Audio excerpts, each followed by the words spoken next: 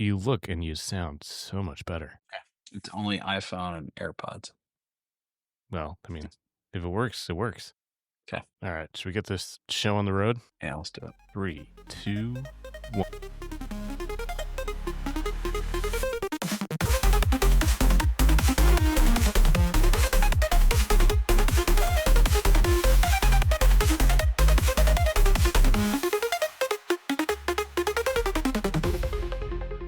Welcome, ladies and gentlemen, to episode 27 of the Geekoid podcast. We're your hosts, myself, Eric Westland, and Jared Shaw, break down the latest and greatest from all the nerdy parts of the internet. I actually got to go see a movie with Rachel on Friday night, and we went to go see Weapons. And I didn't even know this movie existed until probably a week or two ago. Like, it was just flying under the radar and opened to a $42 million opening box office weekend, which is pretty incredible for a movie with very little marketing and a rated R horror movie at that. But I gotta say, we very much enjoyed it, and it had one of the most satisfying hilarious endings to a horror movie that I've ever seen. So if you're looking for something, it's from the same director who did Barbarian, which was also great. Yeah, it's worth checking out. How was your weekend, buddy? It's good, man. I was just getting over, even after a whole week, just getting over GenCon and all of the sights, sounds, designers, and publishers, and just dealing with all of that jazz that is 4 days of just like, if you haven't gone to Comic-Con, this is a good teaser to what Comic-Con could be in San Diego with 72,000 people and just hundreds of board games that have been out, 100 board games that are out, 100 board games that will be out. And what do you want to see? It's a lot. Kind of crazy. So let's dig in. I want to know, what was your like number one highlight, like best experience or best new game, or just kind of like the thing that really blew your socks off? There's a lot of reviews that are going out right now. A game that's been out for a year or two in Japan or in Asia, but it's now come here, but it's being published by Good Games, and it's called 12 Rivers. It's it's got marbles, which is cute. They're running down a river on different tracks, and they all flow together. You kind of start seeing where they're going to flow. What's fascinating and neat is it's super pretty, but B, the feeling of being able to do something cool every time and not feeling like you're being blocked or locked into something that somebody is potentially, going to take from you. It's it's a really great game, and I would say even for people who have never played more modern, postmodern board games, I think it's really worth the investment to at least look at. Reviews are just now coming out a week after Gen Con. So check it out and see if it's right for you. And if you can, some local board game stores will even let you try it at the store or rent them. But you should really give 12 Rivers a try. It's a really good board game, and it's unique that it's coming from an Asian publisher that normally lasts, I'd say, 10 to 20 years. Is not that often. This is showcasing that we're broadening. We're looking out and seeing what other people around the world are artistically creating. Yeah, I'm looking at pictures now, and it like you said, very pretty. It Um, really. but like very, very different, like unlike anything that I've ever thought of or played before in the past. So The concept's very easy. You could do it. The track system is these marbles that are going down. So it does look pretty, and it definitely took our eyes. But honestly, you could do it with, other meeples or cubes that are running across the track. It just what happens, they added this cool visual of like a marble hitting a first block and then a second block. And so in the game, you have 4 to 5 different dams, and as these gems or marbles are running down, you can pay money in cards or whatever system you have, which is, again, very simple, to put dams in there to collect these marbles. And the marbles are worth certain amounts at the end of the game, but they also allow you to buy villagers. The theme is that you're going up in the mountain to get these gems, and you're coming back down to the village to then sell them to the villagers. And so when you sell, air quotes, to these villagers, you're picking up these villager cards that will allow you more points and or abilities during and at the end of the game. It sounds hard. It's not. Go up, place a dam, collect a marble. You put it on your little alpaca, which is extremely cute. You bring it back down to the village and you sell it to that villager, to then gain points. Like they're so happy that you brought them back, this gem. Um, the one thing I will say, we did not anticipate, your cards, little, we call them hobbit cards in the board game industry. These tiny, small little cards, they have a two function value. You can spend, basically you flip it over if you want to really go into it, but basically you waste 2 or 3 cards to um vie where you want to go on that river, further up on the track where the marbles are going to fall, so you catch them immediately and you get exactly what you want, or further down, or you go to the pond and you get whatever is left, which I did twice. And so did my wife, and so did the other person who played with us. And it worked out really well if you do it in the right way.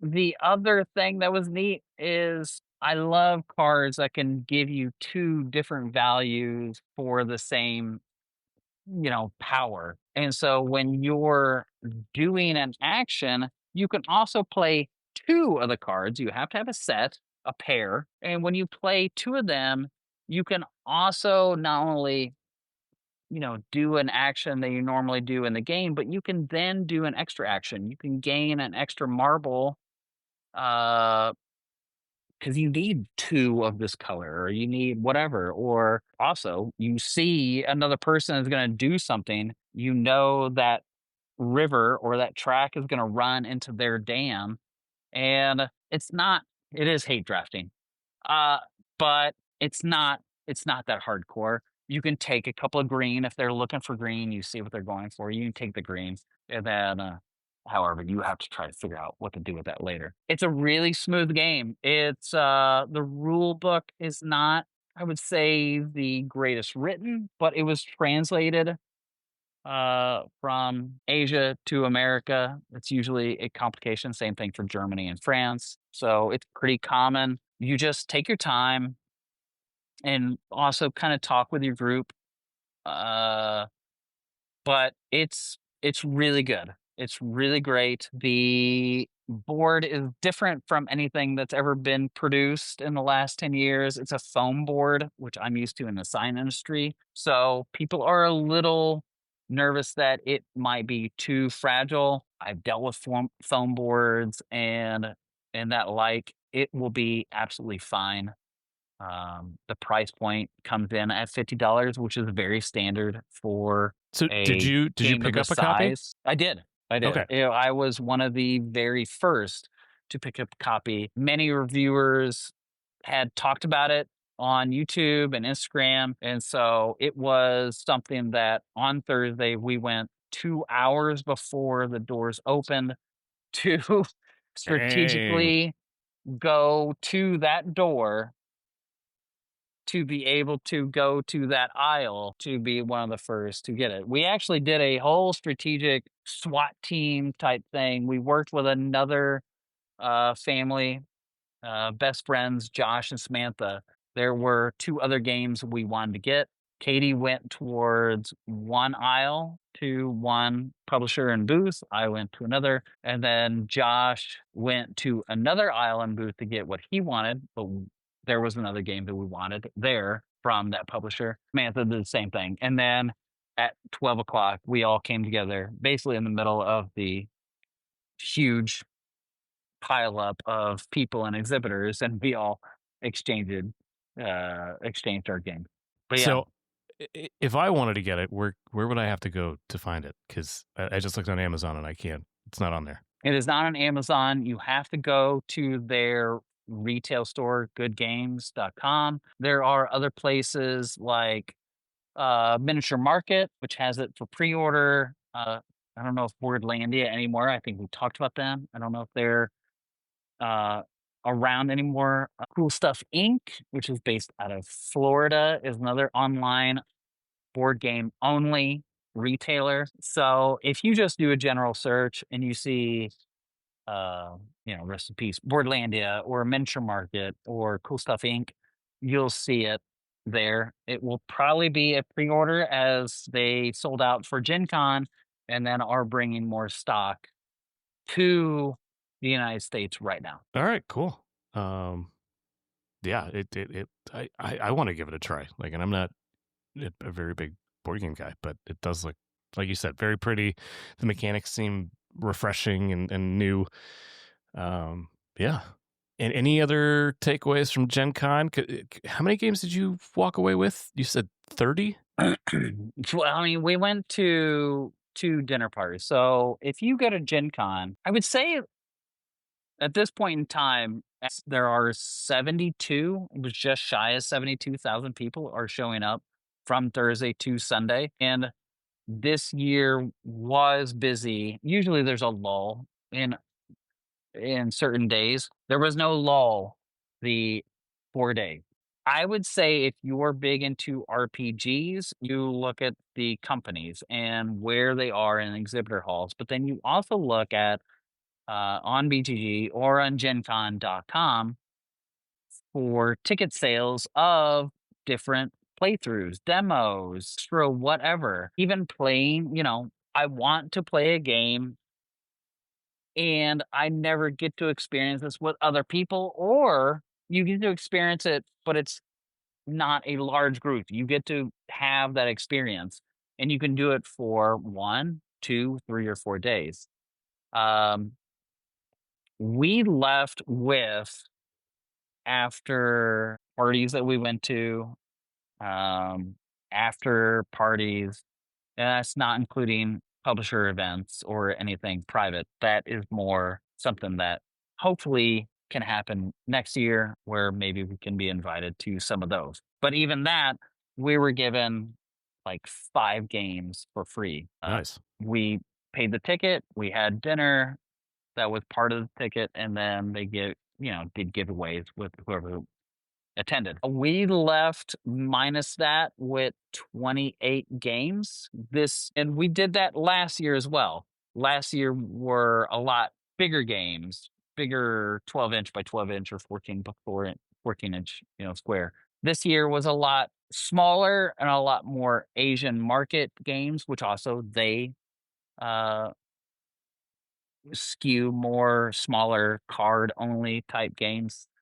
But yeah, we left with 30 games. All Play, I think, was the biggest company to have just the most just mass load of games out there for people to go, oh my gosh, instead of that like potentially one hit wonder or the big game of the year. There wasn't really that this year. And there are many speculations why that is. Um, All Play did a really great job though. They brought a lot of Asian market games, gave them a fresh new breath of life with still, and I thought this was neat, a lot of the famous artists um doing new renditions for a new edition or an English edition. So Sai Beppo is a Korean artist. She is super cute. She's super sweet.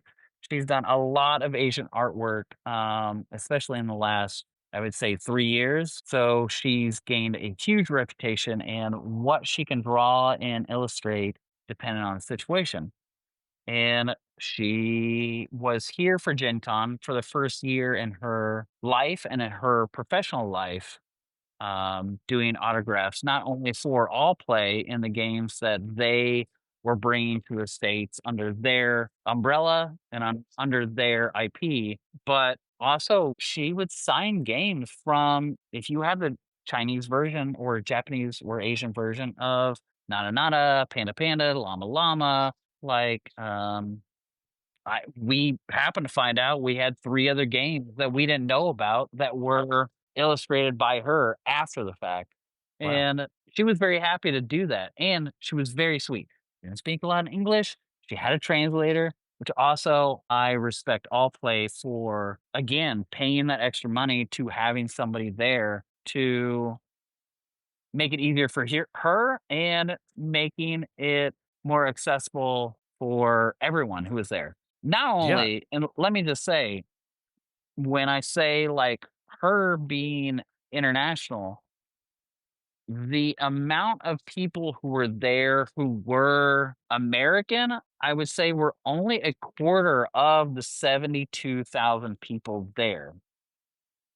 The other 3 quarters of the population that were there to either they were exhibitors or they were people who came to the con were not from America. They were from Britain, Germany, France, Ireland, Asia, Korea. Like it was a, India, it was Mexico, South America. It was across the charts. So even as you're going through each of these aisles, it kind of reminded me of being back in Manhattan. Like so many different cultures and languages, just passing you by. That's really cool. It's yeah, it was it's one of the best cons, period. All right. Well, I'm really hoping that I get to attend next year and we will absolutely just bring the geekoid energy to Gen Con. But any other takeaways before we move on with the docket? No, my last takeaway would be, Eric asked me to do photos and videos, and I've been out of the social media game for a while, and it was I gotta say thanks, man. It was very inspiring, and it was very creative, and, I love going to a booth, and if I asked every time, "Are you okay if I record this video?" Everybody but one said yes, and here's another thing to Gen Con. I was surprised over half of the videos that you might see on the other social media platforms that Eric's gonna populate, they were all done by the designer of the game. And I thought that was so special to Gen Con. I'm not paying $20 to get their autograph and a photo and to like shake their hands. They're right there, which Yeah, shows they're pressing the flesh. They're invested in getting the feedback, circulating, getting awareness, and all that. Like yeah, it it's it was very special. So much so that I think there were even 3 games we bought, and then the next day, there were the designers. Husbands and wives were a lot of them, which I thought was really neat, and it was best friends. It was, like, people like me and Eric or other people. well, And yeah. I think that's probably one of the biggest differences between Gen Con and Comic Con is that like a lot of those larger cons, the name con just it's like yeah, yeah, yeah, thanks. is just people like B-list, C-list celebrities just trying to make a few extra bucks by selling autographs or pictures, like photo ops and stuff like that. But like these are literally just the creators of these games just trying to get their games out into the world. I mean, it is yeah, it's just people peddling their craft and just doing it because they love it, not because I mean, yeah, they're trying to make a buck, but not in Yeah, the if they can same help. way that they're trying to exploit whatever else that they have. Yeah, yeah. And there were, I mean, in Gen Con and board game, like I saw, if anybody Googles, I saw Reiner Knizia, I saw Bruna Catala. Did I go up to those people? No. Are they super famous in this industry? Yes. I was gonna say I have However, no idea who those people are. Google them. The library of games that they have made over the years is exponential. And then the partnerships that they've done with other people is also exponential. Could I go up to them? Yeah, I surely could. And that's different from going to San Diego Comic Con, is meeting, I don't know, Kevin Smith, whatever. There's a difference in that sphere than in this sphere. You know, Reiner Knizia has made over 200, 300 games over, and this is, he's a doctor, by the way, he's a professor. Dr. Reiner Knizia. Yeah, right. But it's an interesting industry that you can still meet your heroes potentially, or your own celeb. Like I've bought 100 of your games. Like, oh my gosh, thank you so much. And you don't have to be blocked by somebody to pay $20 to $50 to meet that person. You can meet that person, and if you have a Sharpie, that person will sign your board game, sign your trading card, whatever.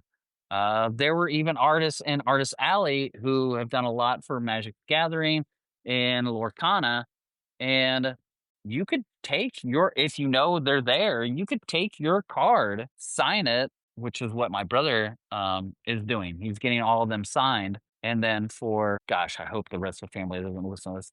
And then for Christmas, they're getting that specific card for that specific person signed by Spoilers. that specific artist. So it's very, I think, feel is how I would end this.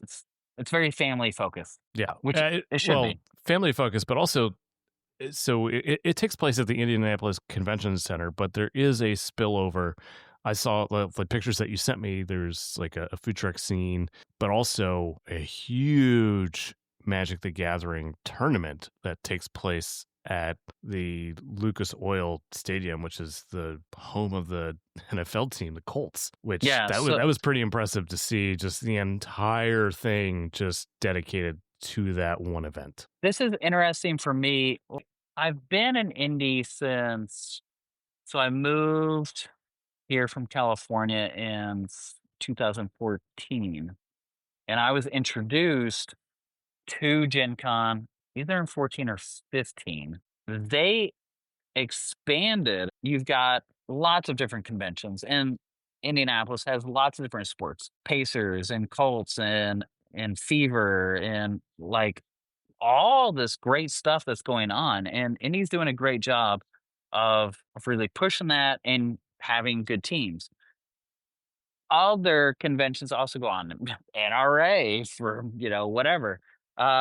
It does bring in a lot of money for Indianapolis. Near and dear to my heart. Gen Oh, well, God bless you. Gen Con has brought in so much money over all these years that they've expanded not once, but twice the convention center for specifically the most, what other people would say, nonchalant, nerdy, geeky, whatever experience, due to the numbers it has consistently, constantly brings. And it brings in just this huge amount of positive energy to, especially downtown Indy. There are 4 or 5 hotels that are all Skybridge linked to the convention center, along with Lucas Oil Stadium, and they are currently building the biggest hotel that will rival all 4 or 5 others that will also be Skybridge, compatible to the convention center, and Dang. What is that hotel like? I'm very big into hotels and points and travel and stuff, so I'm curious. it's it's gigantic. It was so last year it was being built, it was just a pit.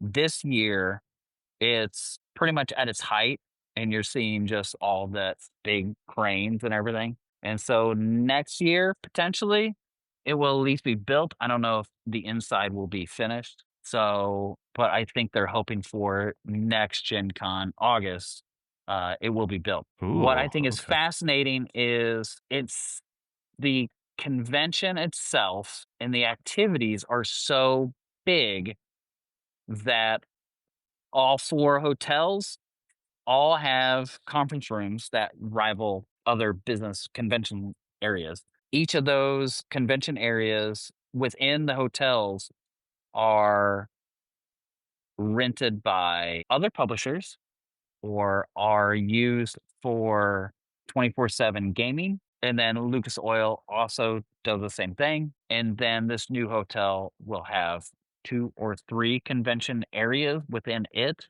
to then spread it out even more. So potentially we have 75,000 people, but I think our number is capped by the fire marshal within the convention center and the exhibitor hall at 72,000.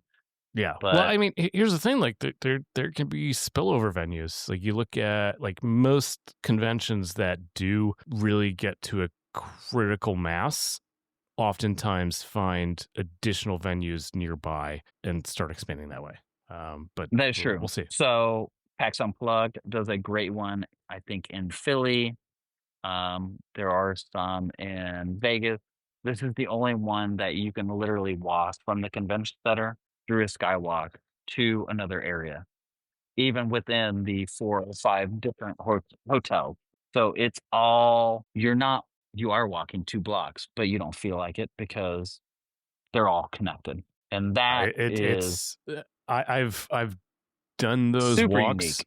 numerous times across the last few decades. Like when I was in high school, like I would have swim meets in Indianapolis, like regional championships and stuff like that. And even after that, like all sorts of startup, like it Indianapolis makes it really, really easy to get around, which major props to them, and especially in the winter too, when you don't want to go outside because it's cold and icky.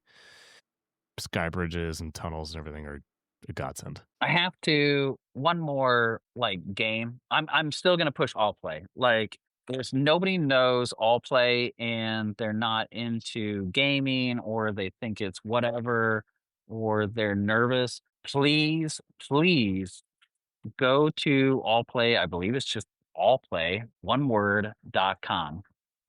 From bags to tables to board games, this company has done things in the last 5 years I've never seen in the last 10 years.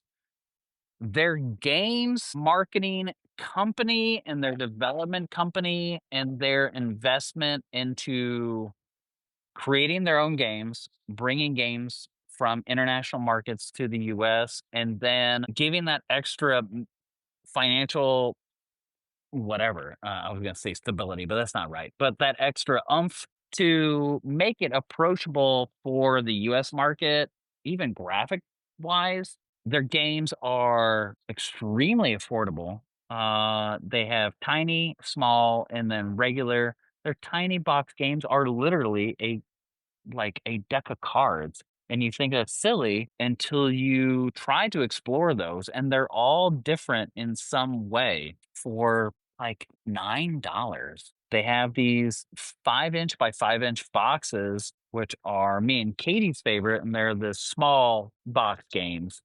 And when they say it's a big game in a small box, they are absolutely not lying. Some are light, 10 minutes, and that's exactly what I want. I want 10 minutes with 5 people because 5 people could take 5 minutes more per person. Um, And then they have their regular games. Twinkle Twinkle was a big hit this year. Acrylic tiles, very pretty, like space constellation game. Um, it's worth at least looking into. The side note and why I brought this up, other than to really give all play their be all, They're just desserts. yeah, Bright Eyes Games, and it was not sold by Bright Eyes, so a lot of publishers still can't go there, or they can't afford to have a booth. And so they'll work with other publishers or even distributors to have their games there. So at least there's something. They're represented in some way. We went to a booth to demo a game. I don't even know if I shared a video with you. Um, it was fine, so I'm not gonna say it. It was cute, but the premise was pretty the theme was cute as fuck. The mechanisms were pretty generic once you get past the theme and the prettiness. Past it was a yellow box called Sumo, pure and simple. Uh, Asian artwork is usually very minimalistic. It's very simple, especially for their card games. I've been looking for this game for 6 months, and I thought it was going to be a Gen Con, and it would have been a release normally if Bright Eyes Games would have been there, but they weren't. But they were represented by this other company, and I'm sorry, I can't remember um, at this time. However, it was there, We'll and figure it out. We'll put it so in the show notes. there you go.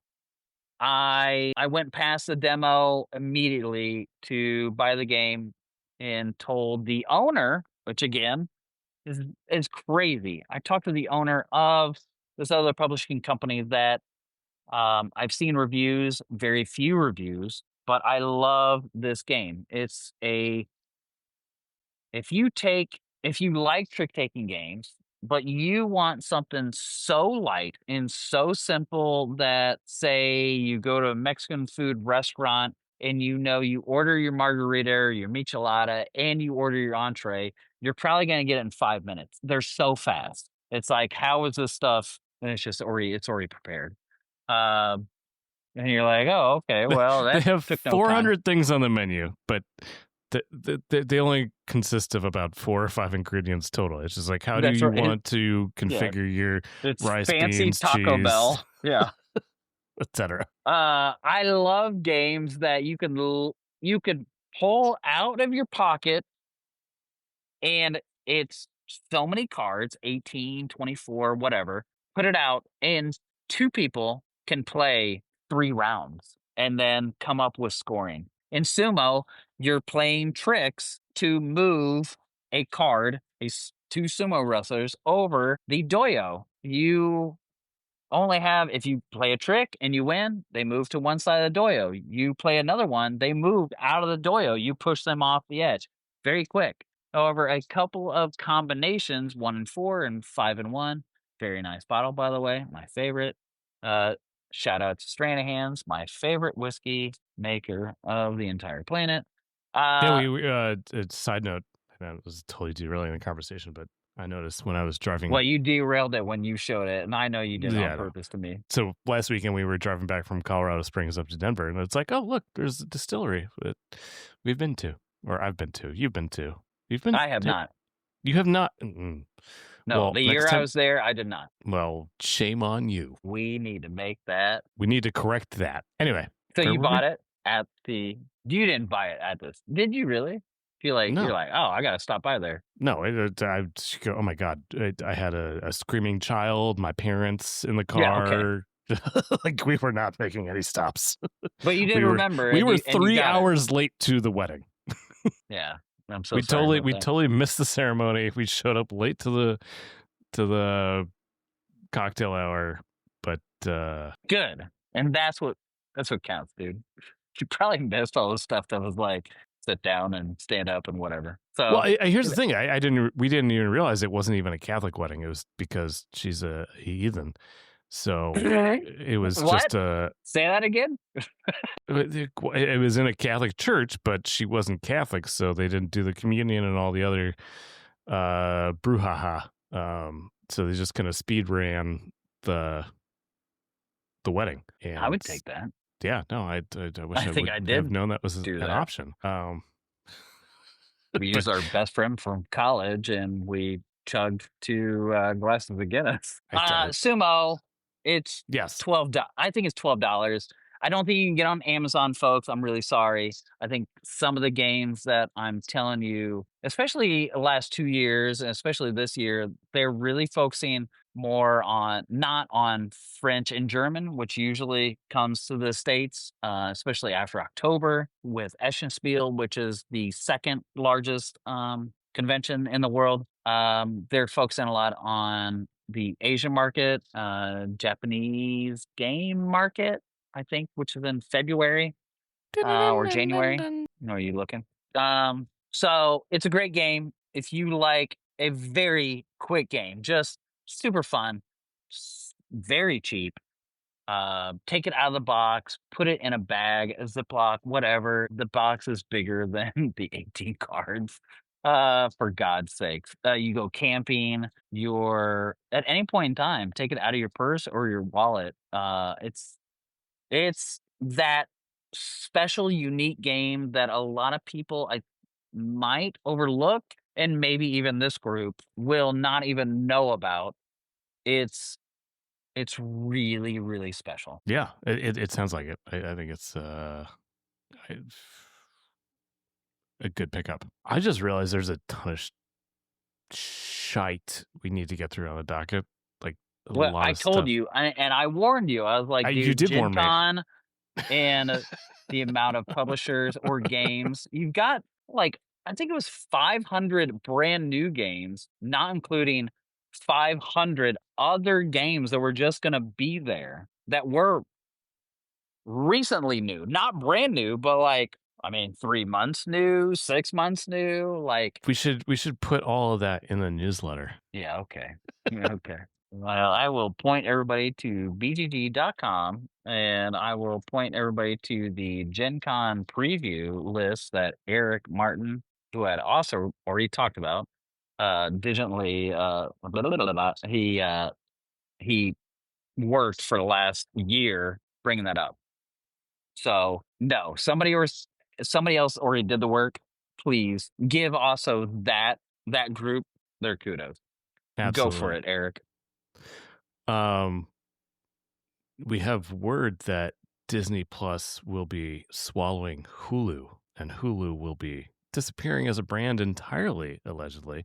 So interesting. I was just talking to Katie about like, do we need to like start canceling? And she was like, well, these three are all locked together. I was like, but if we cancel two of the three, does it make it cheaper for us? And she goes, maybe. Well, now you have your answer. I mean, yeah. I, Bah, it's bah. it's surprisingly it's surprising it took them this long to make this decision. Like, it's been in a weird state. So a little bit of Yeah, background for Hulu. people who Well, Hulu was like a conglomeration, right? well, so Hulu was an independent company, but Disney was one of the investors. And so it created this weird dichotomy where like the stakeholders at Hulu are like, we're trying to build and accelerate our business, but Disney Plus is a direct competitor, but you're also a part owner. So it was just so bizarre the entire time that they were operating together. Um, like and consumers too. It's like you're so much is shared between the two services.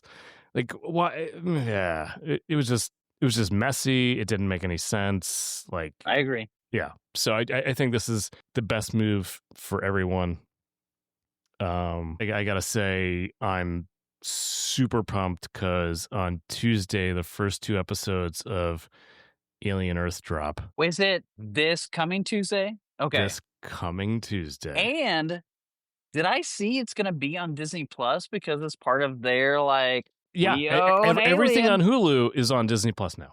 Dude, so then that was Katie was like, "Why do I have Hulu?" Yeah, no, I would cancel that ASAP because you're just Alien is like I understood the movies, but like to have and we've already heard reviews that like the first episode alone was bonkers of like, "Oh, I am so shocked and awed of what you're doing." And then there were other viewers who got to see 2 more episodes, and they were like, "Uh, this is some really cool, crazy stuff. We don't know how it's gonna go any more than that." But Flashbang was amazing. Yeah. It is gonna be, let me remind the audience, on Disney. So I think we're gonna have some people over. So we're gonna be doing a watch party Tuesday evening. That's fun, dude. I think I will do the same thing with me and my wife only, because that's how I am. Is she into that, the alien stuff? I don't know. We're gonna find out.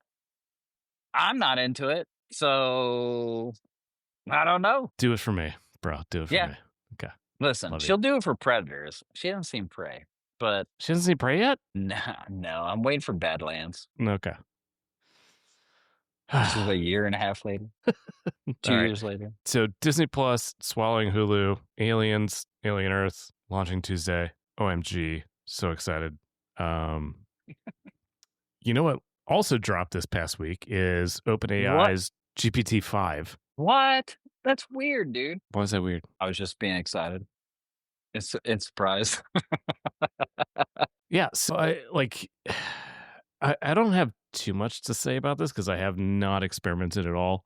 I was up Well, north. here's my question. Is it a just like we get an iOS or an Android update? Is this just like a bug bud a bug fix like No, thing, or no. is this add like dramatically new things for people So to yeah, blah blah blah blah blah? that's a great question. I think that helps frame the conversation. So You're welcome. I appreciate it. So when OpenAI released ChatGPT 3, I think it was like a couple years ago at this point, like that changed the landscape. It's like, oh, the AI, it can do stuff. And then they released GPT 4, and then it was like, oh, that's cool. You went from talking with a high schooler to talking with a college level person. Okay. And Yeah, that's pretty good. I'll and take that. then Yeah, and yeah, then yeah. now they're claiming that GPT-5 is basically conversing with a PhD level expert in everything. Have noticed, not in that regard, but I have noticed that the particular voice I chose has even changed and evolved. This person sounds like, which is crazy. It's nuts. If you were having a conversation at a coffee bar outside with a little 2-foot round table drinking your iced coffee, and there was somebody across from you, and you asked this person a question, it sounds so, and this is just in the sound algorithm, so fluid and natural, even with ums and pauses. Just, it kind of blows my mind. But yeah, However, it, they are it's also, it's been a lot faster. but yeah, it's getting faster. It's speeding up, and here's the thing: like the rate at which these new versions are coming out. Like you look at like the period of time between GPT 3 and GPT 4 was like a year and a half, and then GPT 4 to GPT 5 was A year, what, a year. maybe. And yeah, if that.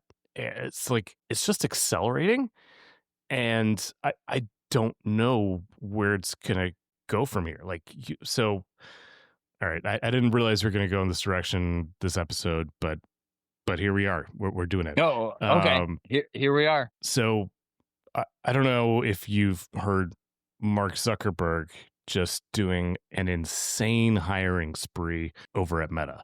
It Like he wasn't just him, it was also open, and they're paying individuals millions of dollars. no.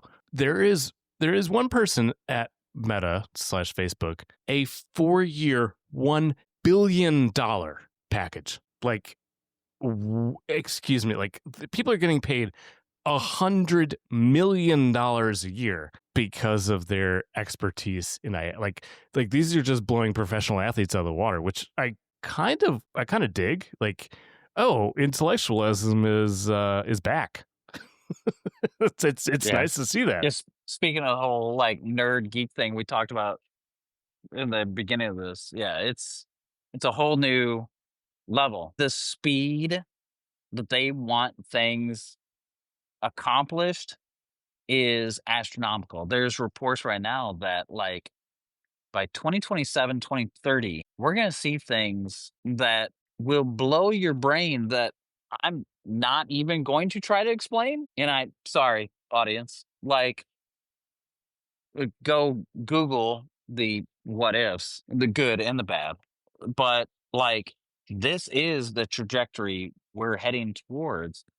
Um, and these people are the fervor is like nothing we've ever seen before. We've seen Microsoft and stuff over the 90s, and this is a whole new level, Eric. Yeah, it is. It is a compounding, accelerating trajectory, which is scary because most people don't understand it. And even the people in the know have difficulty Don't, wrapping their heads yeah, around it. mm, Like yeah. Nvidia went from a gaming company to the most valuable company in the entire world, like almost overnight. Like it's a little crazy how quickly that happened, and like how much they are controlling the future of this. But Apple is even like they're like, everybody is God, talking them being on the back end. However, I do like that they're going to invest billions of dollars into a whole new service system for AI, whether that be for them or other people. And I assume it'll be for everyone else. But like, they're not stupid. They're like, they're behind because of other dealings they did with the car and other stuff like that.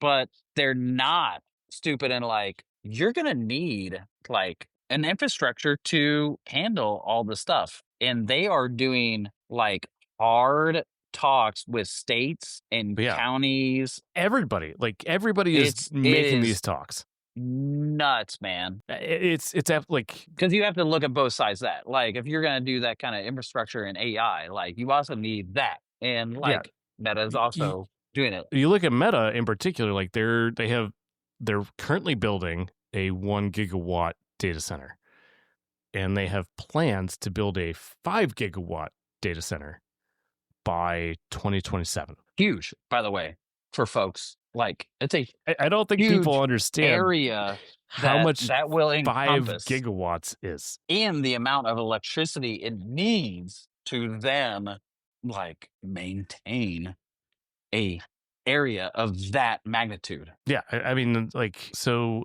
at the end of 2023, there were 150 gigawatts of wind power and 137 gigawatts of solar power in the entire United States as a whole. And they want to build one data center that utilizes 5 gigawatts.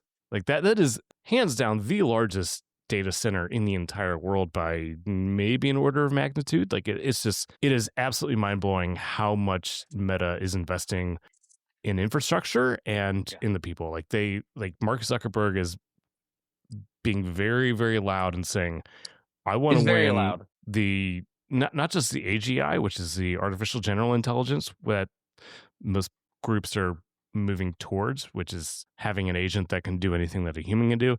But he's really focused on superintelligence, which Yeah. Yeah, that is is the big super intelligence is the big 2027, 2030 that, YouTube, Google, what ifs, controversy, whatever, good and bad. There are yeah. plenty to that. But these people are pushing something that will, I was gonna say revolutionize. It will It's already changing is everything. evolve. It will change the entire infra and other structures of the entire world. I Yeah. don't know what the opposite of infra is. Ultra. Infra, intra, I mean, it's going to change everything. I want to keep things moving. because we could spend hours and hours and hours talking about AI, and maybe we should do just a dedicated episode to what we're thinking of in the Hey, future. I said that about GenCon. So, yep. But I don't know if you saw, Sony is suing Tencent for what appears to be a flagrant just ripoff of Horizon Zero Dawn. Yeah. Yeah, you go into the details. So Sony's Horizon Zero Dawn was a phenomenal game. Sequel also great. I've been playing through it. What's the And background? The theme of the game. it's a post-apocalyptic game where you play this redheaded girl who just tries and bends the machines to her will, and like it's like the machines are animals, and so there's like reindeer and bears and tigers, and but they're all just machines And dinosaurs, motherfucker. and dinosaurs, yeah. um And so they have sentience. Like they have herding patterns. They have this weird sentience. yeah, but basically the machines were created to recultivate the world in basically modeling after existing animals, blah blah blah blah blah. And then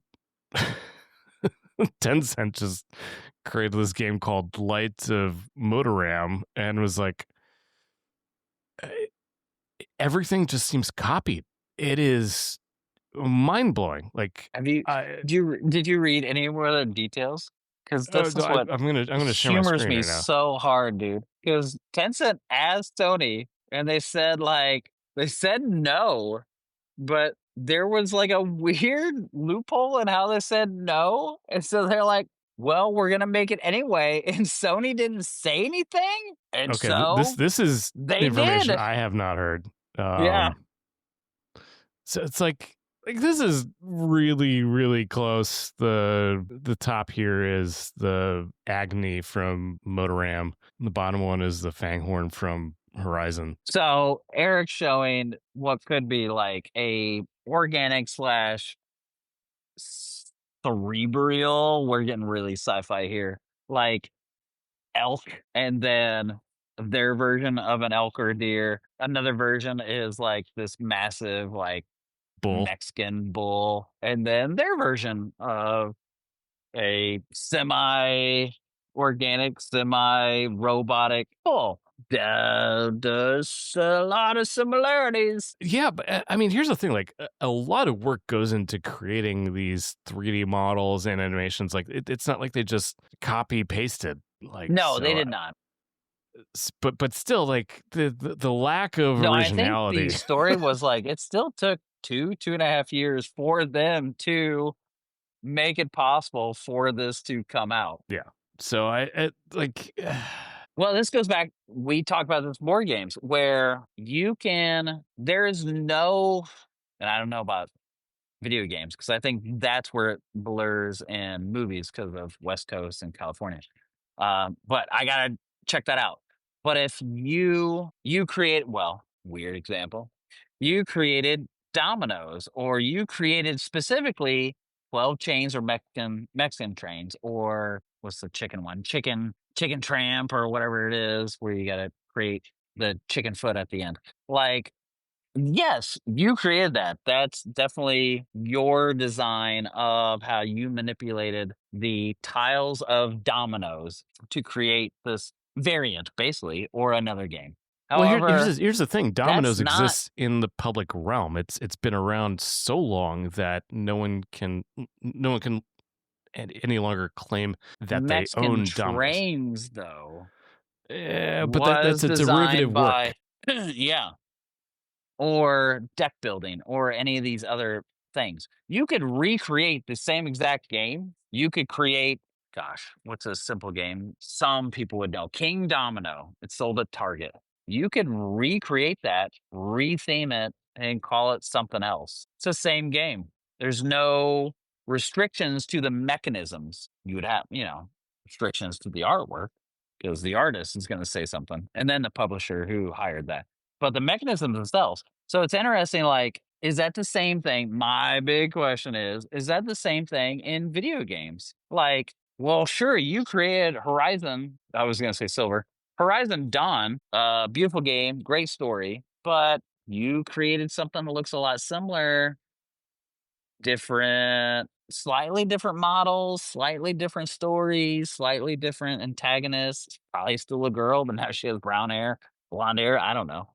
Uh, Yeah, it it really it begs the question, like, where is that line drawn?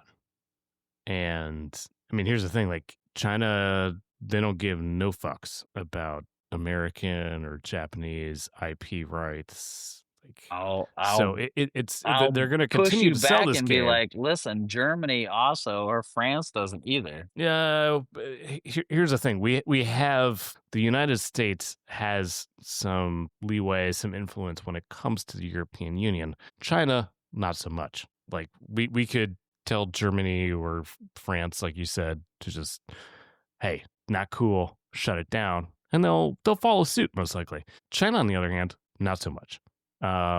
But here's the thing: they've already gone through and redacted a whole bunch of content from their Steam page because that's how the game is being distributed here in the West. So it's not being brought down entirely yet.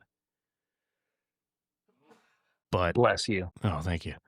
Yeah, it is so flagrant. It's just like, are there no original ideas? Well, and so, I gave all this, like, defense or whatever, or, like, the other side. Nobody even in the board game industry would take King Domino, slap a new theme on it, and then republish it because it would be a direct, like, it is what it is. You see what it is. It's King Domino with a whole new theme. You slap new colors on it, but it's the same exact game. And there is that small, but I think it's valid creative respect. But again, we're talking about companies. So in the end, if it's not illegal, then it's valid. Now, I don't know what their reputation will be in the future. We have certain authors right now who are pushing their views, and their IP funding is going to those views. And so certain people are starting to now drop certain publishers and authors' IPs due to that. But that's a different story. But a corporation who's like, listen, I see money in this, and mechanisms are not mechanisms, or it's a different artwork, even though it's similar. There's a nice or bad fine line in that. You and I have talked about, and I think this is okay to talk about, where you can cut it out. One, two, three. We've talked about a dungeon management system where the dungeon, what we would consider bad guys, are trying to actually protect their area from the good guys. In board games, there are three that I can think of on the top of my head, and one of them is let don't let the heroes in, which is probably the most famous one. And it is bar none what you and I thought about in 2014 as a board game. But yeah. So And then three yeah, others have, or two others have created very similar, like, oh, that's an interesting. it'll be So interesting to see how this plays out in I, courts. yeah, man. Yes. I'm very curious because, like we've said, it seems like really just they took the idea, but like uh, so much is it like ideas are a dime a dozen. It really comes down to the execution, and I Yeah. think Yep. that's where the pudding is gonna meet the pavement. Or I'm just making up new terms. I've been doing it all this whole hour and 6 minutes. And don't, everybody, please, like, if you created something in your creative artwork and then somebody blatantly like copies it, and you feel like it's so extreme, it's so close, like, no, I'm not a part of that at all. I'm a huge creative. Um, I don't like the idea. But yeah, it yeah, we'll see where it goes. I'm excited to see the legal discovery that happens. Yeah, if I'm this gonna is like a weekly thing for the next few weeks, that's kinda cool, or probably the next few months. I would like to it's gonna be a while before anything happens on this but I would like a nice little, like, "Deet, da, deet, deet, deet, da, deet, news update," little and then ticker that's tape. it. Yeah, yeah. All right, I was gonna talk PS6, but honestly, I was looking through all the news that I saw. There might be a 2027 PS6, but the details are really scarce right now. The leaks are not I reliable. still wanna you did bring this up, man. Before you were like, "PS6," and I went, "That's" and I follow this, and you heard maybes of something. So I'm still yeah, it's 2027, maybe 2026. I still wanna hear what you might have heard Well, in I heard. comparison to even what we have now. So I mean, it's pretty much straightforward. More processing power, better ray tracing capabilities. We're kind of hitting. I don't want to say a ceiling in terms of what our capabilities are I when it comes would. to It's a producing gaming plateau. hardware. Yeah. But like, oh yeah, well, it like I mean, we have more said it. It's pixels, more AI, frame rates. DLSS, and VRR. That's if you So don't hit I think here's the thing: the landscape of technology is changing so quickly. I think it would be foolish for Sony to put plans together right now for a 2027 launch. I think AI has the capability, and no one right now is leveraging this in the entire games industry. But I think it'll absolutely transform the capabilities of what yes. developers are able to achieve. And I think it'll transform the types of experiences like customization, oh my gosh, like Well, we look at like NVIDIA's, 5 series, which is what I'm gonna call it, the 50s and whatever. That's we're talking like 2 grand for one of those graphics processors. We're hitting the ultimate of like, we can keep building amazing stuff, but it's gonna cost just astronomical amounts of money that the consumer over these years can't afford. Um, here's the thing, the price just keeps coming down. Yeah, it costs a ton for the high end, but what is the high end from 4 years ago cost now? It's pennies on the dollar. Like that is the great thing about technology, is that the cost keeps going to zero. I think my point is it's easier and faster for these companies to then not try to get we talked about 3 nanometer getting down to new 2 nanometer, which is crazy by the way. That's nuts. Even 3 nanometer chips is like astronomical, folks. Go Google that and like how extreme, our chipset is even the last 10 years. But the software is where they can make easy bank, but also make the most headway, which also correlates maybe the AI, maybe not, but I'm assuming there's a huge correlation in that. So then making then better software that, like I just said, DLSS, where your chip can run certain things, but it can process it better visually than old chips from 10 years ago. You're seeing something at 720p and you're now seeing a 1080 or 1080 to now 4K. You're now So even seeing things with VRR where it could go from 60 to 120. Like the leaps and bounds that I do not even understand on this aspect of how you can take a chip of that architecture and then now I mean, the chip has to have that type of architecture yeah. to do it, to then push it to realms we never seen. Overclocking was the old school way of thinking. We can overclock things, but So this is a whole I'm new gonna realm. just kind of cut you off because Yeah, I yeah, think yeah. Go for it. there's something that I wasn't planning on getting into this episode, but um Google released, I think it was like Genie 3, which basically they're able to simulate an entire 3D world from a single prompt, like an interactive video game from a single prompt. Like you can run around, interact with objects, and it is a persistent universe. So I think Are that you talking like VR, or are you even talking like from your laptop? from your laptop, just like like the scene, just boom. It's like, oh, I want to simulate Harry Potter Hogwarts, and it'll generate all of Hogwarts, and you can It's like run around and run up Minecraft and down the shit, stairs. dude. So, like, we're reaching a point at which development of games is going to change fundamentally, and I don't think anyone is really in a. I mean, here's the thing: like, Here's that it's happening so fast part.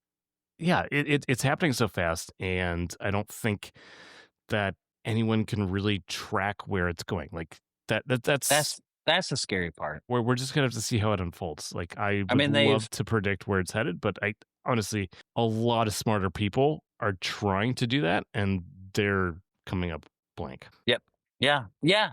Yeah. I mean, one of my fears, and it's already happening right now, there are a lot of layoffs. And we've had layoffs about every 3 to 5 years in the video game industry.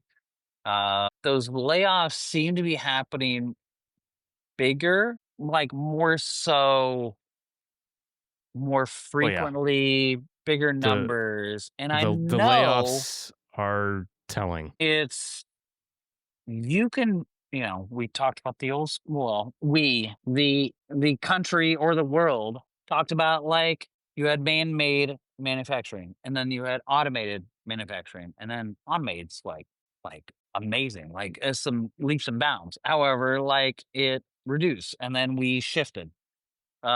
This is that next step of, like, it's AI producing things, and so then those developers, those creators, those engineers, it's going to be a new shift in the industry, universities, schools. Um, Oh it yeah, will I be a I have very lots and interesting lots of thoughts. 5 to 10 years. We're at almost 80 minutes, and we got to wrap this up because next week, let's go deep on AI. How about that? And you would talk to most, but I'll listen. Yeah, and I'll give my 2 cents. I mean, everybody, Yeah, yeah, I'll give my devil's advocate. But yeah, let's do it. absolutely.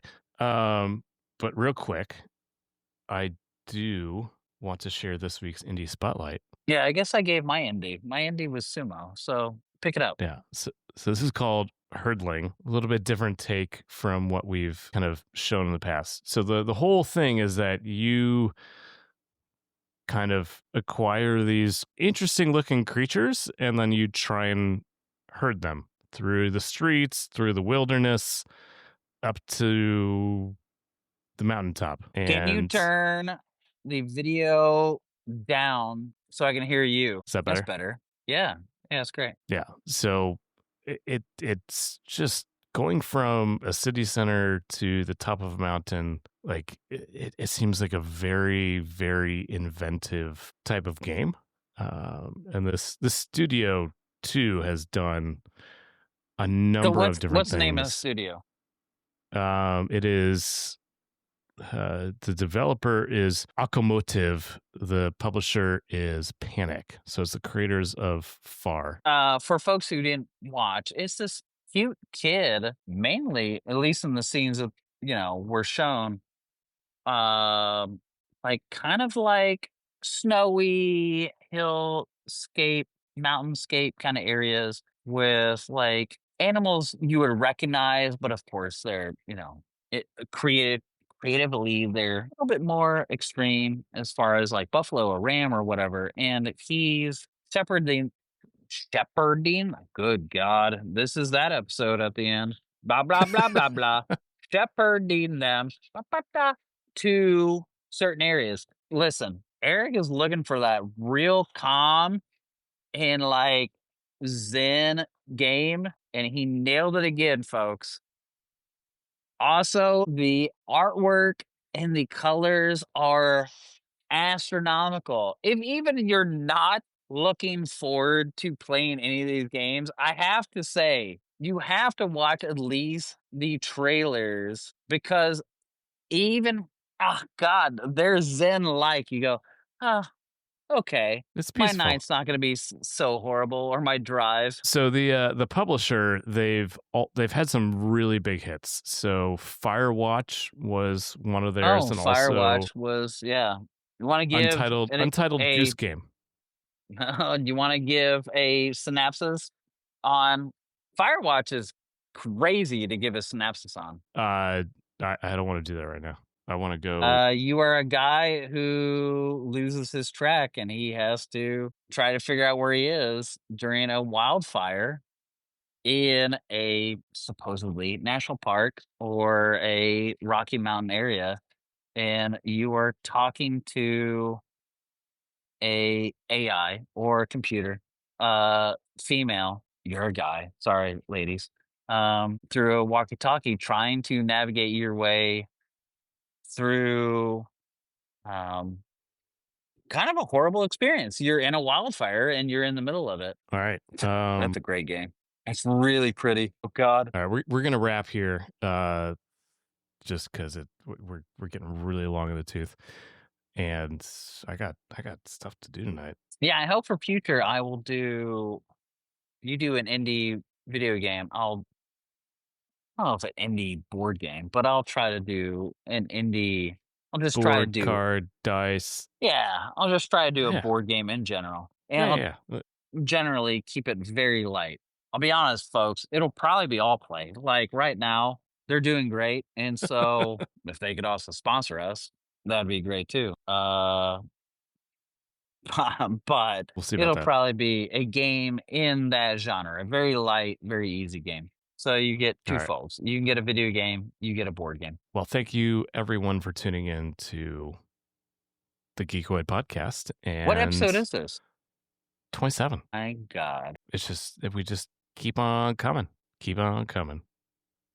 Yeah. Rain, Thank you sleep. everyone for tuning in. I'm Eric. This I'm is Jared. Jared. Yeah. Hey, that guy. My animals are currently fighting next to me. Um, yeah, good stuff. I don't hear screaming, so I'm I so think tired. my kid has gone to bed. All right. Like, subscribe, do all the things, and we'll see you next week on the Hey, Geekwood folks, podcast. love you. And thank you for listening. Tell other Yes. people, please. Tell other people. Yes.